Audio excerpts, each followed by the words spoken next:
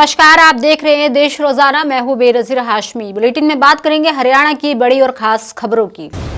भाजपा की प्रदेश अध्यक्ष अर्चना गुप्ता ने आरोप लगाया कि जंतर मंतर पर हुआ प्रदर्शन कांग्रेस और आम आदमी पार्टी द्वारा प्रायोजित था। उन्होंने ये भी दावा किया कि इसमें विदेशी ताकतों का भी हाथ था और ऐसी चीजें मिल रही थी जिसके बारे में वह बता भी नहीं सकती। दरअसल भाजपा प्रदेश अध्यक्ष डॉक्टर अर्चना गुप्ता शनिवार को हांसी पहुंची। उनके साथ कैबिनेट मंत्री रणवीर सहित कई वरिष्ठ भाजपा नेता भी मौजूद रहे। पत्रकार वार्ता के दौरान अर्चना गुप्ता ने बताया कि भाजपा पूरे भारत में गुरु रविदास जी का 650वां जन्म दिवस धूमधाम से मना रही है। इसी क्रम में गुरु रविदास जी की जन्मस्थली से एक कलश यात्रा निकाली जा रही है जो पूरे हरियाणा का भ्रमण करेगी। उन्होंने ये भी कहा कि इस यात्रा का उद्देश्य गुरु रविदास जी के संदेश को जन जन तक पहुंचाना है। वहीं नीट परीक्षा विवाद को लेकर पूछे गए सवाल के जवाब में भाजपा प्रदेश अध्यक्ष ने कांग्रेस और आम आदमी पार्टी पर निशाना साधा। उन्होंने कहा कि लोकतंत्र में सभी को अपनी मांगे रखने और प्रदर्शन करने का अधिकार है, लेकिन आंदोलन की आड़ में हिंसा, अभद्रता और अशोभनीय व्यवहार स्वीकार नहीं है। उन्होंने ये भी कहा कि प्रदर्शन के दौरान पुलिसकर्मियों के साथ हिंसा हुई है जिसमें कई पुलिसकर्मी घायल हुए। उन्होंने इस स्थिति को चिंताजनक बताया और कहा कि इस तरह का व्यवहार अस्वीकार्य है। हरियाणा में बारिश का सिलसिला जारी है, जहां राज्य के कई जिलों समेत गुरुग्राम में भी लगातार बारिश के चलते जनजीवन थमसा गया। शहर में हर जगह सिर्फ पानी ही पानी दिखाई दिया। ट्रैफिक की समस्या भी अब आम सी हो चली है। इसी कड़ी में गुरुग्राम प्रशासन ने एक बार फिर से वर्क फ्रॉम होम की एडवाइजरी जारी की। 7 अगस्त को सुबह 8 बजे से 5 बजे तक जिले में करीब 60 mm बारिश दर्ज की गई। इसके बाद जिला प्रशासन ने 8 अगस्त को भी कॉर्पोरेट कार्यालयों और निजी संस्थानों को कर्मचारियों को घर से ही काम करने के लिए प्रोत्साहित करने की सलाह दी। डीसी उत्तम सिंह ने लोगों से अनावश्यक यात्रा से बचने की अपील की। उनका कहना है कि बारिश के कारण कई स्थानों पर जलभराव और ट्रैफिक जाम की स्थिति बन सकती है। तेज बारिश से सोना रोड पर सड़क के बड़े हिस्से में पानी जमा होने के कारण वाहनों की रफ्तार भी धीमी हो गई। पीक टाइम में यहां ट्रैफिक दबाव बढ़ने से जाम जैसी स्थिति बनी रही। वाहन चालक पानी के बीच से निकलने को मजबूर रहे। वहीं दोपहिया वाहन चालकों के लिए हालात और भी मुश्किल बने हुए हैं। 2 दिन तक हुई बारिश के बाद भले ही अब बारिश कम हो गई है, लेकिन जलभराव ने लोगों की परेशानी बढ़ा दी है। कई स्थानों पर सड़कें अभी भी पानी में डूबी हुई हैं। जलभराव के चलते स्थानीय लोगों के साथ रोजाना सोना रोड से गुजरने वाले वाहन चालकों को भी काफी परेशानी उठानी पड़ रही है। हरियाणा के मुख्य सचिव अनुराग रस्तोगी की अध्यक्षता में यमुना एक्शन प्लान की समीक्षा के लिए हरियाणा सिविल सचिवालय में उच्च स्तरीय बैठक आयोजित की गई। बैठक में राज्य की नदियां, विशेषकर यमुना नदी को प्रदूषण मुक्त बनाने के लिए संचालित विभिन्न परियोजनाओं की प्रगति की समीक्षा की गई।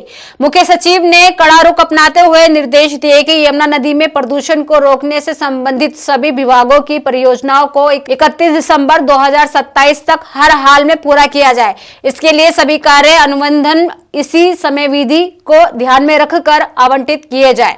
बैठक में यह बात भी सामने आई कि सीवेज ट्रीटमेंट प्लांट और कॉमन इन्फ्लुएंट ट्रीटमेंट प्लांट के लिए भूमि आवंटन में देरी के कारण परियोजनाएं लंबित हो रही हैं।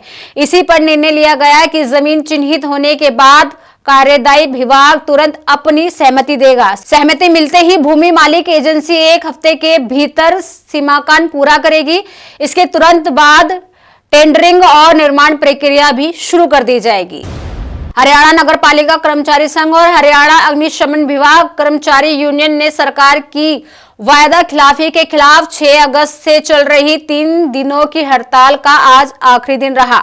शनिवार को संगठन के पदाधिकारियों की बैठक के बाद हड़ताल को आगे बढ़ाकर 11 अगस्त 2026 तक जारी रखने का ऐलान किया गया है।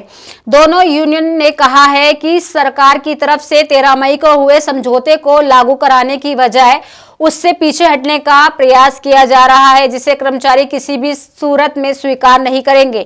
नगर पालिका कर्मचारी संघ हरियाणा के राज्य प्रधान नरेश शास्त्री ने बताया कि सरकार और संघ के बीच 13 मई 2026 को हुई वार्ता में 22 मांगों में से 17 मांगों पर सहमति बनी थी।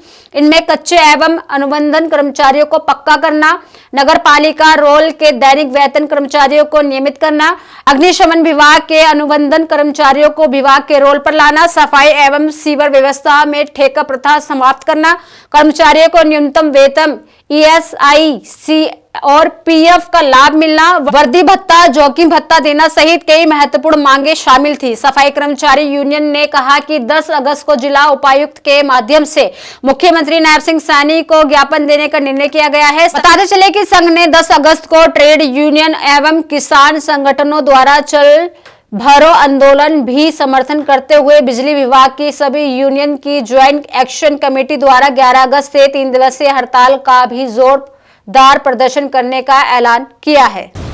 वहीं भिवानी के लोहारों में बिजली कर्मचारियों का स्मार्ट मीटर और बिजली क्षेत्र में बदलाव के विरोध में तीसरे दिन भी धरना जारी रहा। आज धरने की अध्यक्षता 3 यूनियन के प्रधानों ने संयुक्त रूप से की। इस दौरान सर्व कर्मचारी संघ हरियाणा के ब्लॉक प्रधान सहित कई कर्मचारी नेताओं ने अपना समर्थन दिया। धरने के मुख्य वक्ता Haryana power corporation workers union के CC सदस्य विजय जांगड़ा ने कर्मचारियों को संबोधित करते हुए स्मार्ट मीटर लगाए जाने और एग्री डिस्कॉम लागू किए जाने से होने वाले संभावित नुकसान के बारे में विस्तार से बताया। उन्होंने कहा कि इन बिजली निगम में बदली जा रही व्यवस्थाओं पर सीधा प्रभाव कर्मचारियों के साथ साथ आम उपभोक्ताओं और किसानों पर भी पड़ेगा। उन्होंने सरकार से स्मार्ट मीटर योजना को तुरंत रद्द करने और एग्री डिस्कॉम को वापस लेने की मांग की है। साथ ही चेतावनी दी है कि यदि सरकार ने इन मांगों को नहीं माना तो आंदोलन को और अधिक उग्र किया जा सकता है। तो ये थी हरियाणा की बड़ी और खास खबरें। कल फिर होगी मुलाकात ऐसी ही ताजा खबरों के साथ। तब तक के लिए बने रहिए हमारे साथ और देखते रहिए देश रोजाना। नमस्कार। सब्सक्राइब करें देश रोजाना के YouTube चैनल को और नई वीडियो की नोटिफिकेशन पाने के लिए बेल आइकन जरूर दबाएं। अगर आप ये वीडियो Facebook या Instagram पर देख रहे हैं तो पेज को लाइक और फॉलो जरूर करें और ज्यादा से ज्यादा शेयर करें।